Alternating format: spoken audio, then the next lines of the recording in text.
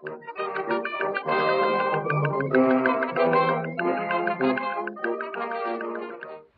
abandoned Michigan Central train station looming over you is said to stand for the story of Detroit's economic rise and fall.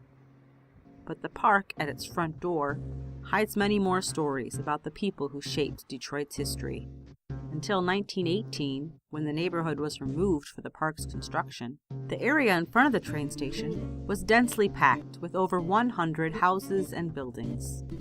Over 17,000 artifacts unearthed by Wayne State University archaeologists in 2012 and 2014 tell us about life in the forgotten neighborhood before its demolition. We know that the residents cared about their health and appearance because of the many patent medicine and toiletry bottles recovered from the site. Other artifacts speak to the residents' leisure activities. 2 Cracker Jack toy charms were recovered, along with dozens of white clay smoking pipe fragments.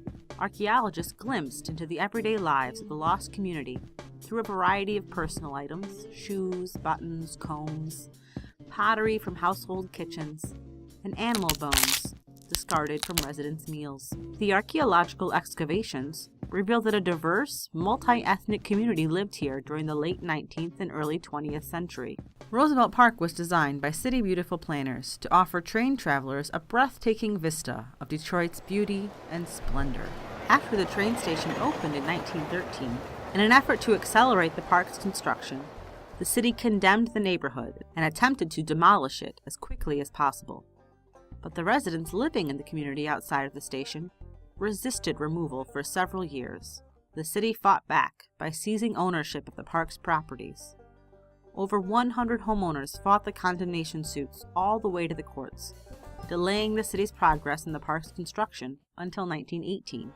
When the condemnation suits were settled in 1917, the city began auctioning off the remaining 79 homes on the park site. Buyers were given 30 days to salvage building materials and demolish the remains. Instead of obeying the city's requirements, many residents illegally continued to occupy the condemned homes and rented them to tenants rather than demolishing them.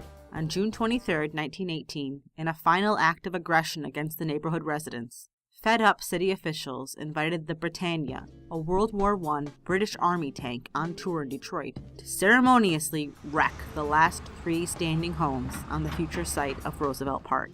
The park was named in 1919 and completed in 1921, erasing all traces of the lively working-class neighborhood from the landscape in the process.